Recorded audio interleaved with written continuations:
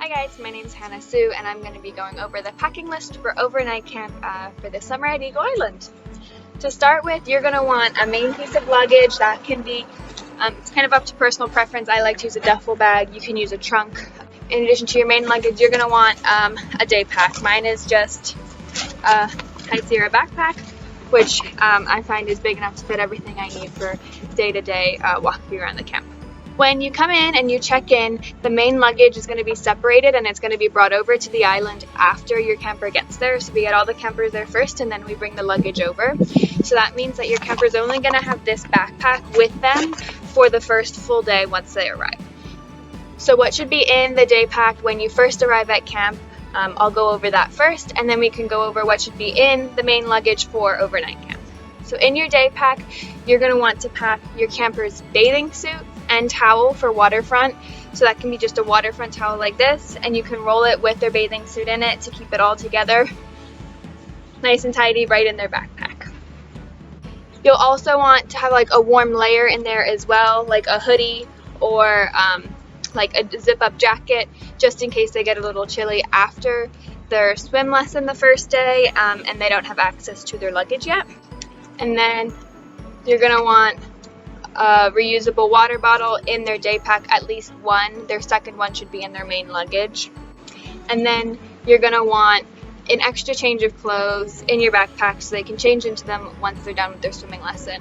And you can create clothes rolls like this one. This is rolled up, it's got my shorts, my t-shirt, and then any undergarments that I would need to put under it rolled up right into one, so it's easy to pull right out of a gallon Ziploc and change into. And then my clothes that I change out of, my dirty ones or my wet ones from waterfront, can go right into this bag and back in and keep all my other stuff dry. Arriving at camp, your campers should be wearing their camp clothes, ready to start their first day, as well as some sensible shoes like tennis shoes or Chacos or Keens that have an ankle strap to keep the shoe nice and secure to their foot while we're going about our activities on the island on the first day.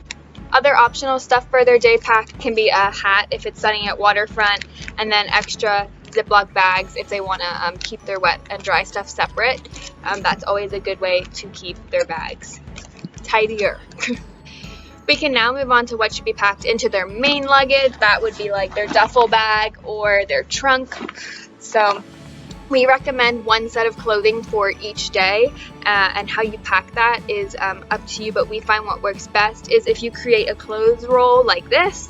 It has everything they need in it, t-shirt, shorts, any undergarments they would need for that day, rolled up into a gallon-sized Ziploc bag and labeled with day 1 or day 2 or waterfront or sailing. Whatever would make more sense to your camper is how you can label it, but that helps them keep everything organized and make sure they have a clean set of clothes for each day. In addition to their normal everyday clothes, we recommend around 2 pairs of long pants. They can be track pants or sweatpants. We do have cool mornings on the island, so they might want to hang around in the evenings or in the mornings in their long pants and warm. And then we also recommend at least 2 warm tops. So while they might have one in their day pack that they brought with them the first day, they should have additional warm layers in their main luggage just so we can make sure they're not too cold in the morning or after swim lessons. You'll want around 2 pairs of pajamas, one heavier pair if it's a cool night and a lighter pair in case we have a really warm night. In addition to these, you'll also want to prepare for the elements, and at camp we do have rainy days and we still do our activities even if it's raining, so a good raincoat or a rain poncho is a must-have on the island. We can move on to bedding now. So they're twin size beds at camp. You can either have a sleeping bag that's rated to at least 40 degrees Fahrenheit. Slumber bags aren't sufficient for nights on the island. It can get pretty chilly. So a sleeping bag rated to at least 40 degrees, or you can do what some of our campers like is a bedroll. So if you're there for 2 weeks, sometimes it's nice to have a fully made bed. So that's a twin sheet, a fitted sheet to go over the mattress, a pillow, and then some warm blankets for the nighttime. So we can move on to toiletries now. In addition to your towel you're going to bring with you in your day pack on the first day, you're going to want at least 1 more, maybe 2 more towels in your main luggage that you can use for showering afterwards. So you can keep your waterfront towel and your shower towel a bit separate. You'll also need small sizes of whatever toiletries you like to use, shampoo, conditioner, soap, and then oral hygiene like your toothbrush and your toothpaste and floss. In addition to toiletry, you'll also need certain gear like a flashlight. We recommend loading the flashlight batteries in backwards, so while you're on your way to camp, it doesn't turn on, and then you get there and you run out of batteries in your flashlight. It's happened to all of us. If you're not a fan of flashlights, we recommend headlamps because that leaves your hands free when we're walking around at night to and from campfire or during night activities. And then you can also bring lanterns. Those are also nice to keep in the middle of your cabin or your tent at once it's dark in evening activities back in your accommodations.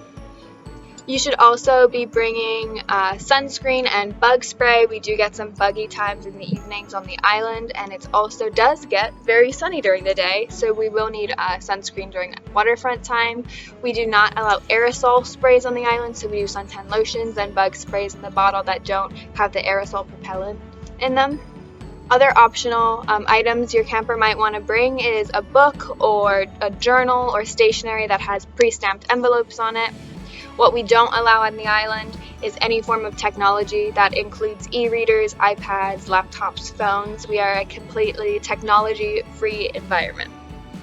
Another tip is packing your bedding either in a separate bag or at the top of their bag. That way once we get in and we have their luggage, they can make their bed for that night and they're not having to take out all of their clothes and all of their toiletries to get their beds ready for that evening. And our last tip that we recommend is packing the luggage with your camper. That is something that is so important that we stress to all guardians, as they will come to camp and day 1 and day 2 and day 3 they haven't reached the bottom of their suitcase or their trunk yet, and they'll come to us and they'll say, well, I don't have this, or I don't have my second bathing suit and this one's wet. If you pack the luggage with your camper, they know exactly where everything is and they don't get confused and think they're missing stuff. It's really important that they know, because that first night on the island comes very quick, and if they don't know where their flashlight is or if it's not at the top of their bag, they have to go through their whole bag to get it all out. I hope this helped and you learned some useful packing tips and tricks. I look forward to seeing you this summer on the island. Bye.